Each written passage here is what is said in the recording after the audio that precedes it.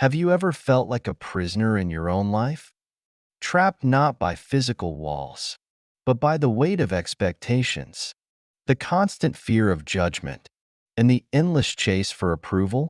For many of us, the freedom to live authentically feels like an unreachable dream, a luxury buried under the pressures of modern life.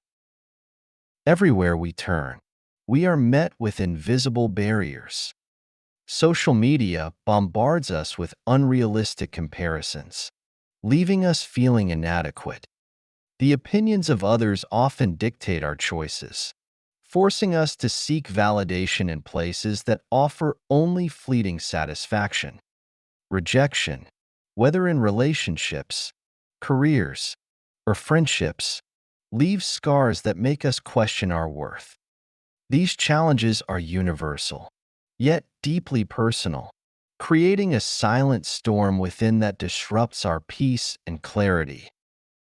The solutions we often turn to, busyness, material success, or external recognition, only deepen the cycle. Like quicksand, the harder we struggle, the deeper we sink. This leads to feelings of exhaustion, self-doubt, and an overwhelming sense of being stuck. In a world that offers so much, why does genuine happiness and inner peace feel so elusive? The truth is, the freedom we seek cannot be found outside of us. It begins within. Buddhism offers a transformative perspective, reminding us that the chains we feel are not unbreakable. These teachings show us how to release the grip of external pressures and reconnect with our true selves. By letting go of the need for approval, overcoming the fear of rejection, and silencing the endless comparisons, we can rediscover the freedom that lies within us all. In this journey, we will explore 10 powerful Buddhist lessons that address these struggles head-on. Each lesson offers practical, timeless wisdom to help you reclaim your inner peace and authenticity. Together, we'll uncover how to break free from the cycle of dissatisfaction and create a life of true fulfillment. The path to freedom starts here. Let's begin. Lesson 1. Happiness comes from within. A young monk, burdened by the weight of his dissatisfaction, approached his teacher in a tranquil mountain monastery. "Master," he began hesitantly, "why does happiness feel so fleeting? It's like chasing shadows, always just out of reach." The teacher, seated quietly by a bubbling stream, picked up a smooth pebble and held it out. "Throw this into the water," he instructed. The young monk obeyed, and ripples spread outward, distorting the reflection of the sky on the surface. "Now," the master continued, "try to see the reflection clearly again." The monk furrowed his brow. "I can't, master. The ripples won't settle." The master nodded. This is what happens when we chase happiness in the world outside us. Every pursuit creates ripples in the mind, goals, attachments, desires. But true happiness is like the stillness beneath the surface. It is always there, waiting for you to stop disturbing it. The Buddhist teachings remind us that peace and joy come from within. Yet, in our modern lives, we often forget this wisdom. We are conditioned to seek happiness through achievements, possessions, or the approval of others. The endless race for external validation keeps us distracted, never allowing us to experience the stillness beneath the ripples. This attachment to fleeting joys, promotions, likes on social media, material possessions, creates cycles of temporary satisfaction followed by inevitable disappointment. The more we chase, the further we drift from true contentment. The monk stared at the stream, lost in thought. "Master," he asked. If the ripples represent our attachments, how do we calm them? The teacher smiled, pointing to the still edges of the water. Be like this, still, aware, and present. Begin by accepting what you already have, instead of longing for what you do not. Look inward, not outward, for your peace. Happiness flourishes when we stop seeking it in the external world. It lies in mindfulness, in being fully present with each moment, and in gratitude for life's simplest blessings. It is cultivated by detaching from the endless pursuit of more and embracing the serenity of enough. The young monk watched the stream, the ripples gradually fading. For the first time, he saw not just the reflection, but the depth beneath. The truth became clear. Happiness is not something to chase, but something to uncover.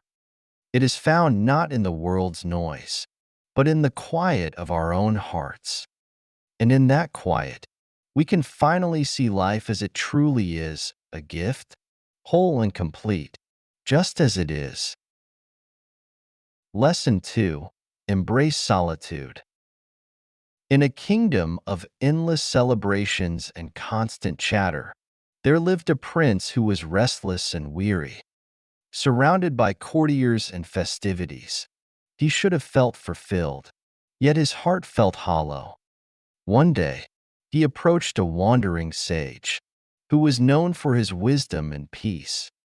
Tell me, wise one, the prince asked, why does loneliness haunt me when I am never alone? The sage looked at him and said, loneliness comes not from the absence of people, but from the absence of connection to oneself. Intrigued, the prince invited the sage to his palace. The sage agreed, but made an unusual request. I will come, he said, but only if you give me 1 hour each day to walk in silence, alone in your garden. The prince agreed, though he found the request odd. In the days that followed, the sage spent each morning strolling alone among the palace gardens. The prince watched from his chamber, perplexed by the sage's routine. On the 7th day, unable to contain his curiosity, the prince joined the sage on his walk. What do you find in solitude that you cannot find here, among the splendor of the palace? The prince asked. The sage stopped, gesturing to a still pond nearby. Look at the water, he said. When it is undisturbed, it reflects the sky, the trees, and the stars with perfect clarity. But when it is stirred, the reflection becomes chaos. The prince gazed at the water, now understanding. You are saying solitude is like the still pond. It allows us to see clearly, to reflect. The sage nodded. In solitude, the mind settles, the heart speaks, and the soul reconnects with its truth.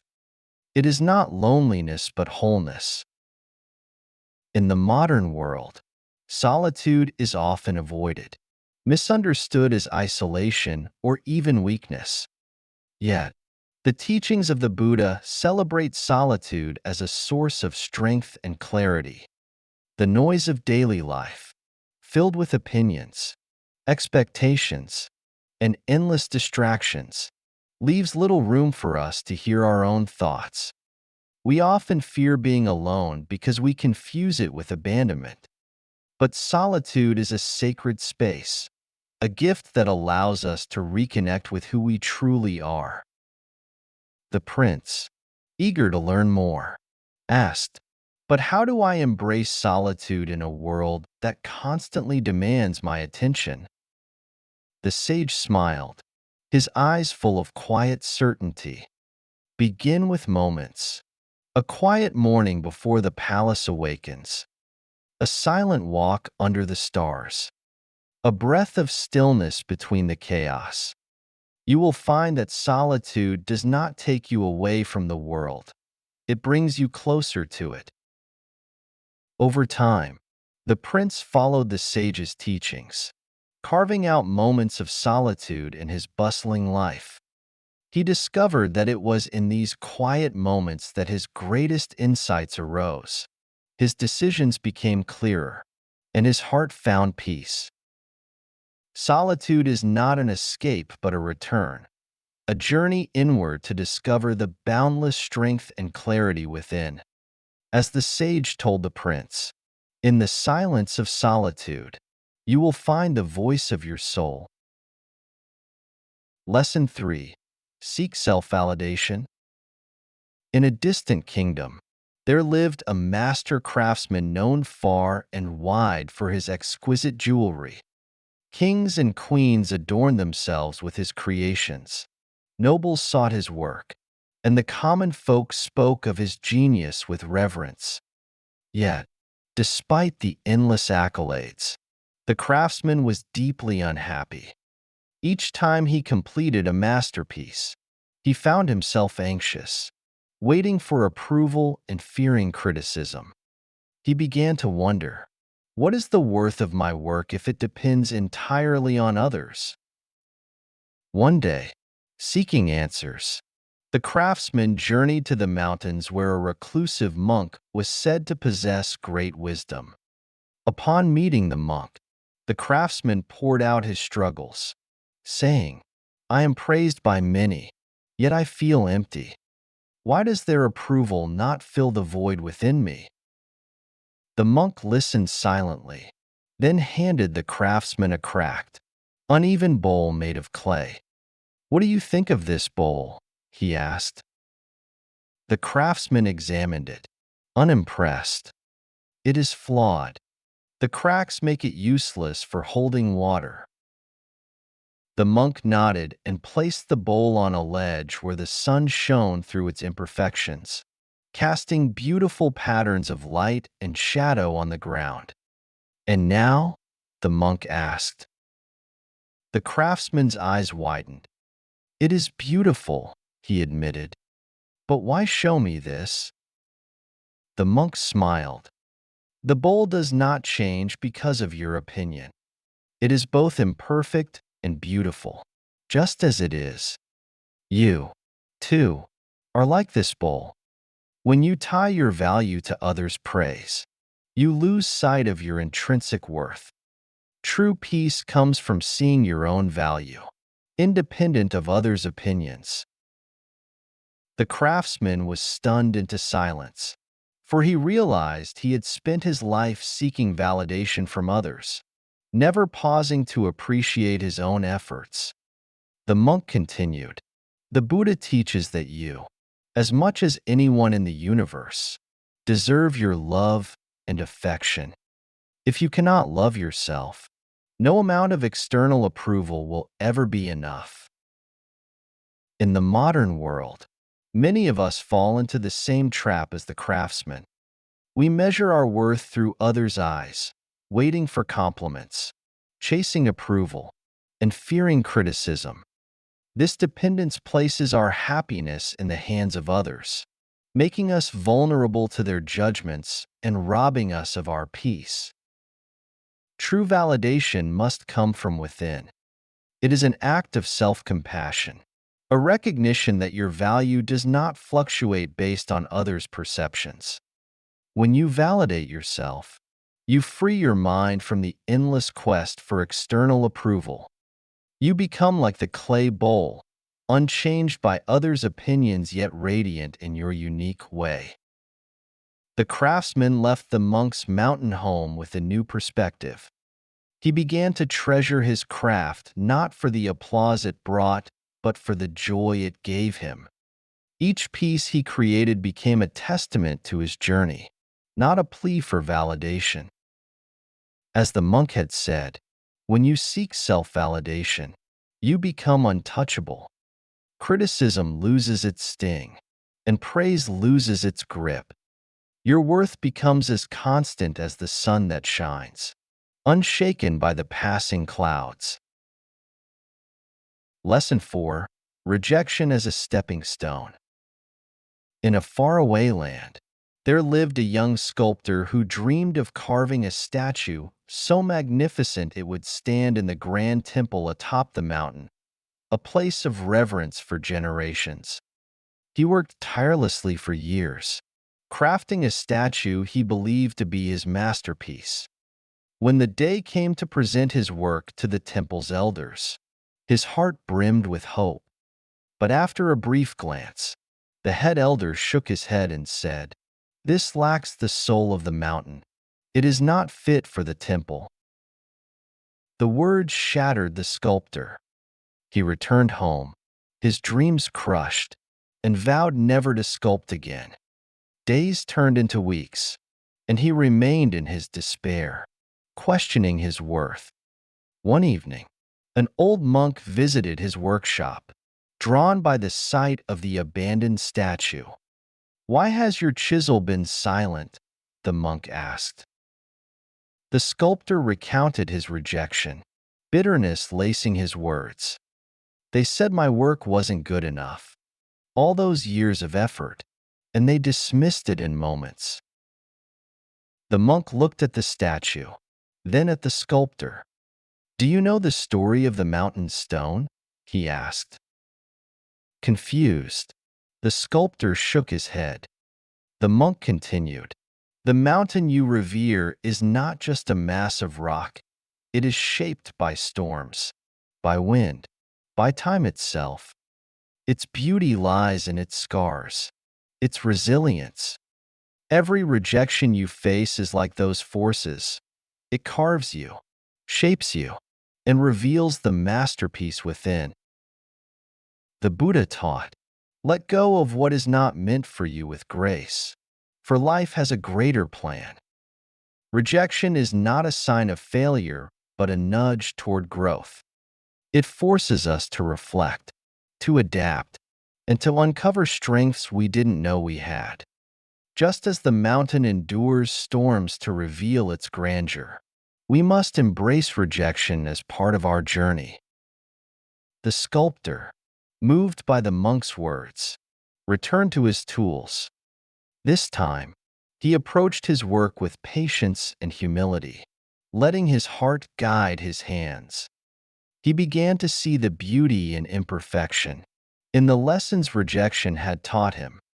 His new creation reflected not just his skill but his journey, the struggles, the growth, and the resilience he had found within himself. When he presented this new statue to the temple, the elders were silent for a long moment. Then the head elder spoke. "This is not just a statue. It is a story of the mountain itself." Rejection, as the monk had taught, is not the end but the beginning of transformation. It strips away what no longer serves us, urging us to evolve. The sculptor's journey reminds us that every rejection carries within it a lesson, a hidden opportunity to become something greater. Life's storms, though painful, are the forces that carve our true potential. When we embrace rejection with grace and resilience, we turn it into the foundation of our growth and success. Lesson 5. Overcome fear of judgment. In an ancient city renowned for its bustling markets and vibrant festivals, there lived a young calligrapher named Aya. Her art was extraordinary. Each stroke of her brush carried a grace that seemed to breathe life into words. Yet, Aya never displayed her work.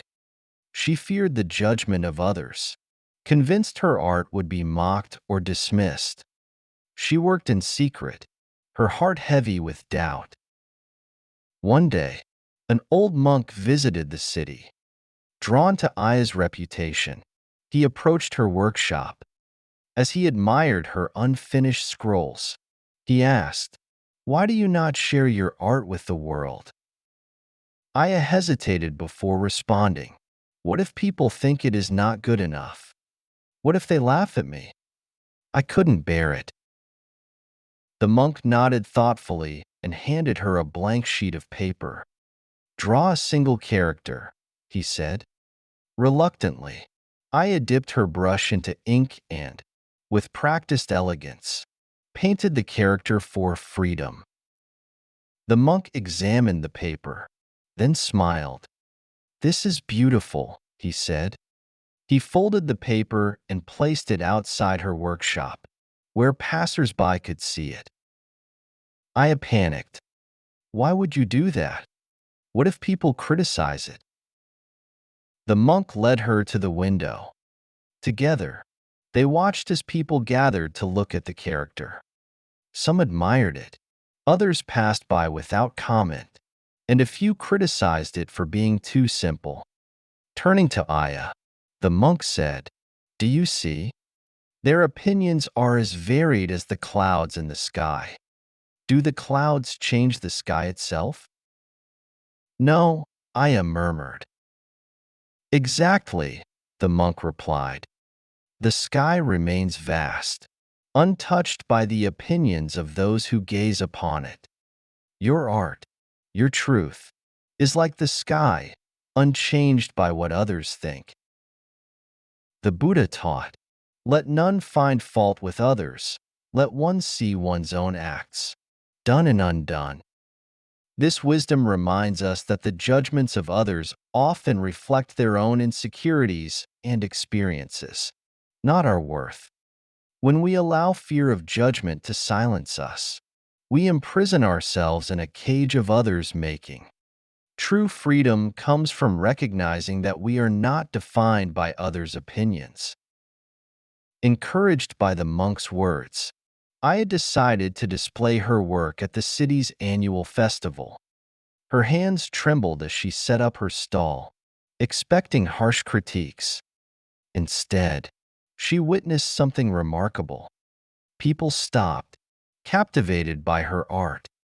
Some praised it, others offered suggestions, and a few criticized it.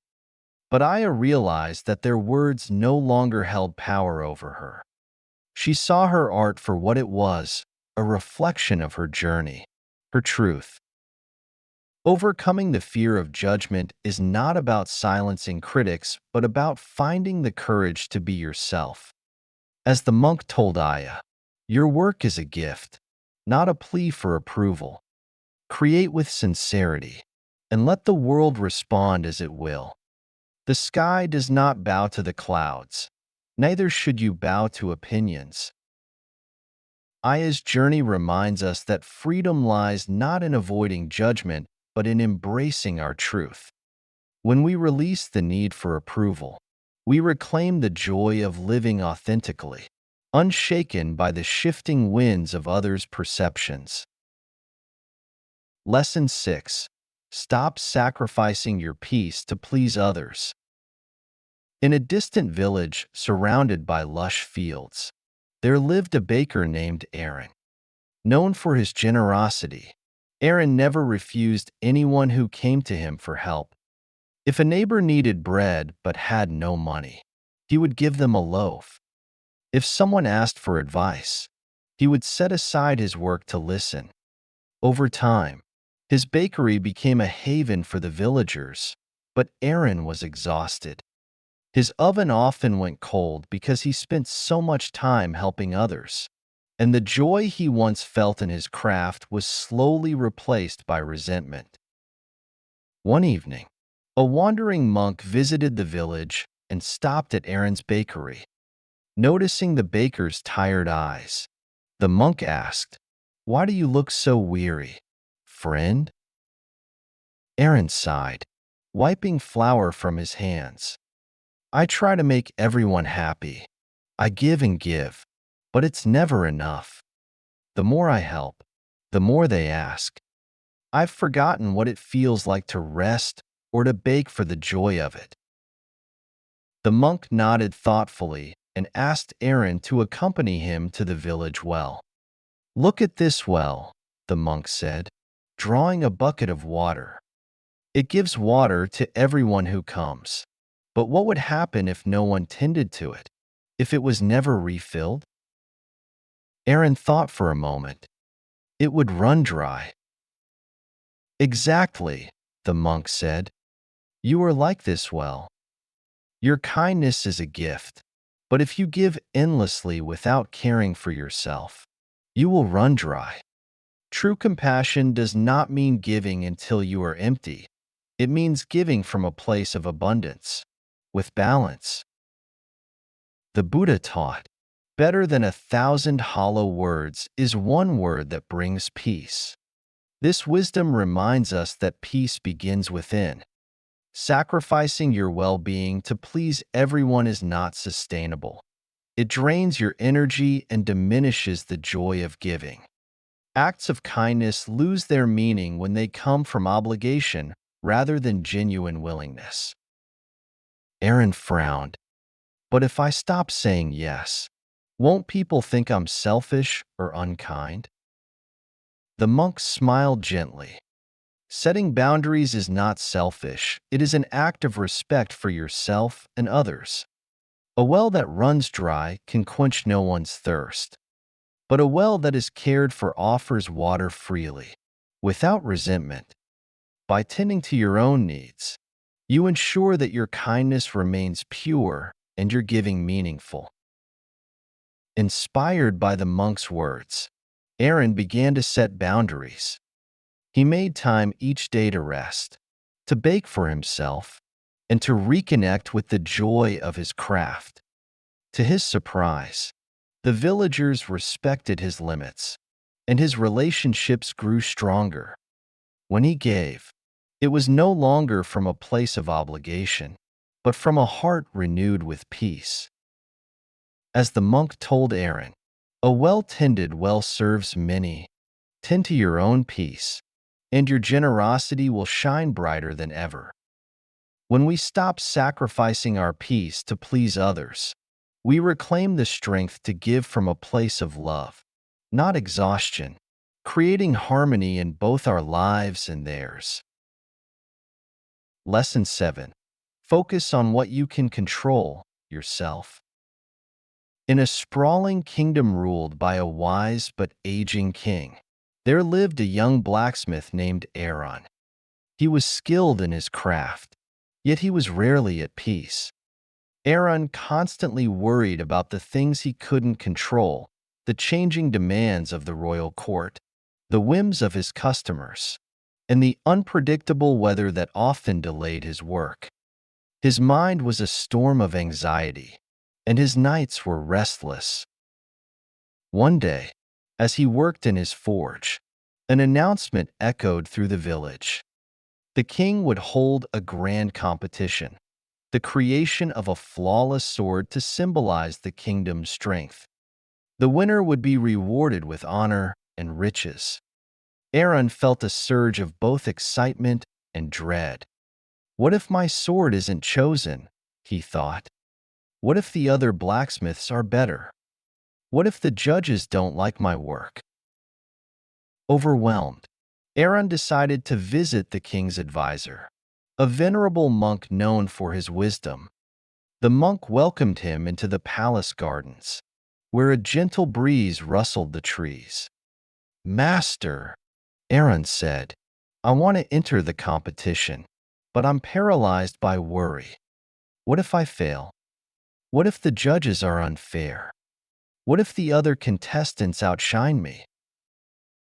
The monk smiled and gestured toward a large tree swaying in the wind. "Tell me, young blacksmith, do you control the wind?" Aaron frowned. "No, master. No one can control the wind." Yet, the monk continued, "This tree remains upright and strong. It does not fight the wind, nor does it depend on its direction. Instead, it focuses on its roots, its foundation. When the storm comes, it may sway, but it does not fall. You, too, must focus on what grounds you, rather than what you cannot control." The Buddha taught, "Rule your mind, or it will rule you." Much like Aaron, we often expend energy worrying about things beyond our reach, other people's opinions, unforeseen circumstances, or outcomes we cannot predict. This attachment to the uncontrollable creates suffering, pulling us away from the peace that lies within. The monk knelt by a small sapling and cupped its fragile leaves. Your thoughts and actions are like this sapling's roots. When you nurture them, they grow strong, anchoring you even when the winds of life blow fiercely. Focus on what you can control: your effort, your intentions, and your craft. Aaron left the garden with a newfound clarity. He poured his energy into forging the finest sword he could, focusing not on winning but on the process itself. When the day of the competition arrived, Aaron stood before the judges, his heart steady. Whether he won or not no longer mattered. He had mastered his craft and his fears. The sword was declared the finest, and Aaron was celebrated throughout the kingdom. But what he cherished most was not the recognition. It was the inner peace he had discovered. As the monk had taught him, the wind will always blow, but your roots keep you steady. Master yourself, and no storm can uproot you. By focusing on what lies within our control, we find not only peace, but also the strength to face life's uncertainties with courage and grace. Lesson 8. Realize that people are focused on their own lives. In a bustling kingdom, there lived a young musician named Kale, whose melodies could calm even the wildest of storms. He longed to play his lute in the grand square, where the kingdom's most celebrated artists performed. But every time he lifted his instrument, his hands trembled. What if I make a mistake? He thought. What if they laugh at me? Everyone will be watching. One evening, Kale sat near the village fountain, his lute silent in his lap. An old monk, passing by, noticed his troubled expression and paused. "Why do you not play?" the monk asked. Kale looked up, hesitant. "Because the moment I make a mistake, everyone will notice. They'll judge me, and I will be humiliated." The monk chuckled softly and gestured toward the fountain. "Watch the water," he said. Kale stared at the fountain as children splashed and played nearby.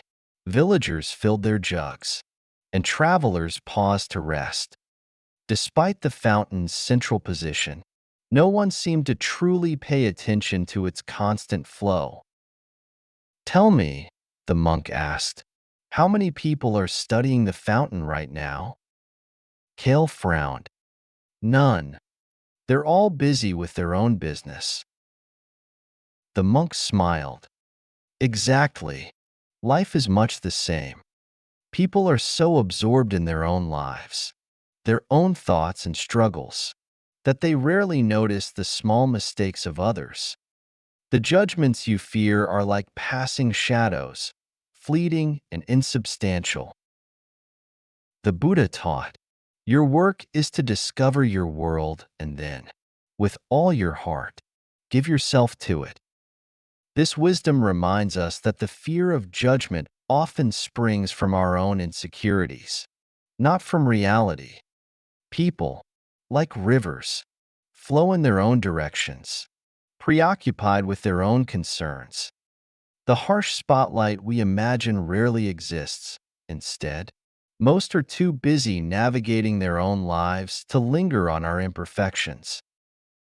The monk continued, "Kale, when you focus on the imaginary eyes of others, you become a prisoner of your own mind.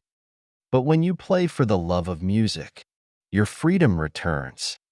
Your gift is not for their approval. It is for your own joy and expression." Encouraged by the monk's words, Kale took his lute to the grand square the next day. His fingers quivered as he began to play, but soon the music flowed freely, his passion overtaking his fear. To his surprise, people stopped to listen, not to criticize, but to enjoy. Some smiled, Others clapped, and a few passed by without noticing. Yet Kale realized he no longer cared about their reactions. For the first time, he played not for them, but for himself. When we understand that most people are focused on their own lives, the weight of imagined judgment lifts. As the monk told Kale, the world is a river of its own currents, too vast and busy to dwell on any single drop. Flow with your music, and let it ripple outward, unburdened by fear. By letting go of the illusion of constant scrutiny, we unlock the courage to share our gifts and live authentically. The world's stage is not a place of judgment. It is a canvas for your unique expression. Play boldly, live freely. The world will flow on, but your melody will remain. Lesson 9. Don't get caught up in social comparison. In a kingdom renowned for its vast landscapes, there lived a young archer named Kale. His skill with the bow was unmatched in his village, and his arrows always found their mark. But Kale was not content. At every festival, he would watch the royal archers perform their feats, splitting arrows mid-air and hitting targets far beyond what Kale could achieve. Though he was celebrated at home, he felt small and inadequate compared to them. One day, Kale climbed a steep hill where a reclusive monk was said to reside. Kale poured out his frustrations, saying, "Master, I practice every day, yet I feel like I'll never be as good as the royal archers.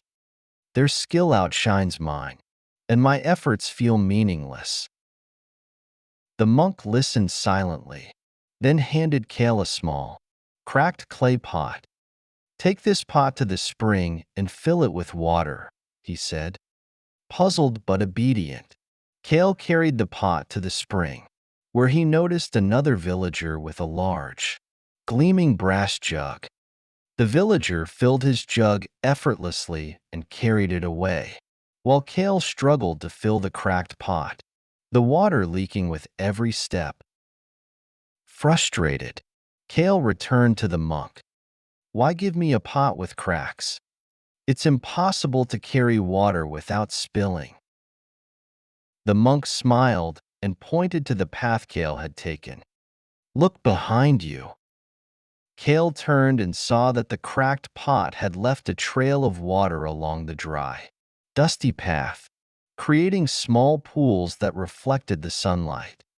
Flowers had already begun to sprout in the places where the water had seeped into the ground. "Do you see?" the monk said. "The brass jug may hold more water, but it leaves no trace behind. Your pot, though imperfect, has brought life to the path. Each has its purpose, its unique way of contributing. Why compare them?" The Buddha taught, health is the greatest gift, contentment the greatest wealth, faithfulness the best relationship. Yet, like Kale, many of us are trapped in the cycle of comparison, measuring our lives against others without seeing the beauty of our own contributions. Social media, achievements, and appearances amplify this habit, making us blind to the blessings on our unique path. The monk continued, "When you compare yourself to others, you focus on what you lack rather than what you give. The royal archers have their skills, but they do not diminish your talent. Their path is theirs, and yours is yours. When you let go of comparison, you see the value in your own journey." Kale thought of the trail of flowers left by the cracked pot. He realized that his archery, though different from the royal archers, had inspired and protected his village. From that moment, he no longer sought to surpass others, but to honor his own growth and purpose. As the monk told him, a cracked pot may not carry the most water, but it nurtures the earth in ways no jug can. Celebrate your imperfections, for they make your journey unique. When we release ourselves from the burden of comparison, we uncover the joy of living authentically. Our paths are not meant to be the same. They are meant to bring different gifts to the world. Like Kale, we must honor our own contributions, for they hold a beauty that no comparison can take away. Lesson 10. Prioritize your inner growth over external validation. In a vast kingdom, there was a gifted painter named Elon. His works were admired far and wide, and nobles from distant lands sought his art. Yet, despite the accolades, Elon felt restless and incomplete. Each new commission came with the same question haunting him.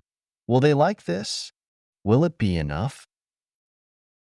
One day, Elon decided to visit a renowned monk who lived on a quiet hill overlooking the kingdom. Seeking answers, he brought with him his most recent painting, a masterpiece he had poured months of effort into. "Master," Elon said, "the world admires my work, yet I feel no peace. Why does the praise of others leave me empty?" The monk studied the painting, then turned his gaze to Elon. "Your art is beautiful, but tell me, why did you create it?" Elon hesitated. "To impress others," he admitted. "To hear their praise and know my efforts were worthwhile." The monk smiled and led Elon to a garden filled with vibrant flowers. Pointing to a blooming lotus in the center of a pond, he asked, "Do you think this flower blooms for the approval of the birds or the admiration of the sun?" "No," Elon replied, confused. "It blooms because it must, because it is its nature." "Exactly," the monk said. "The lotus does not seek validation, yet it flourishes beautifully. You, too, must create from within, not to please others, but because it is your essence. When your joy depends on external approval, you give others the power to control your peace. But when you grow for yourself, your peace becomes unshakable." The Buddha taught, "The mind is everything. What you think, you become." When we tether our happiness to external validation, we lose sight of our true purpose. This pursuit turns into an endless cycle, for no amount of praise can fill the void created by neglecting our inner growth. True fulfillment arises when we nurture our own journey, focusing on our values, passions, and personal development. The monk picked up a clay pot from the garden's edge. Imagine this pot is your life. If you fill it with water from a flowing river, it remains steady and full. But if you wait for the rain, something beyond your control, it will always be empty when you need it most. Relying on others' approval is like waiting for rain. Cultivate your own river within, and your life will overflow with peace. Inspired, Elon returned home and began painting differently. He no longer asked, "Will they like it?" Instead, he painted for the joy of creation, for the stories he wished to tell and the emotions he wanted to express. Over time, he noticed that his work became more authentic and fulfilling. The praise of others, though welcome, no longer defined him. As the monk had taught, the world's applause is like the wind, ever-changing and fleeting. But the growth you nurture within yourself is like the roots of a tree, steady and enduring. By prioritizing inner growth over external validation, we discover a deeper sense of purpose and peace, one that no applause can provide. Conclusion: achieving true freedom. True freedom is not found in the opinions of others, the approval of the crowd, or the endless pursuit of perfection. It lies within, waiting for you to uncover it. Through these lessons, we've explored the timeless wisdom of Buddhism, how to let go of external attachments, embrace your true self, and live a life rooted in peace and purpose. Imagine the life you could create by prioritizing your inner growth over fleeting validation, by focusing on what you can control, and by embracing the quiet strength that comes from within. This is not just a dream, it's entirely within your reach. But here's the truth: this journey is yours to take. No one can walk it for you. The teachings shared here are just the beginning, a guide to help you unlock the immense power and peace already inside you. Every step you take brings you closer to living authentically, free from the noise of the world. If these insights have resonated with you, don't keep them to yourself. Share this video with someone who might need a gentle nudge toward their own path to freedom. Hit the like button if you feel inspired, and subscribe to our channel to join a growing community of people dedicated to living with purpose and clarity. By engaging with this content, you're not just helping us, you're helping spread a ripple of wisdom and positivity to others.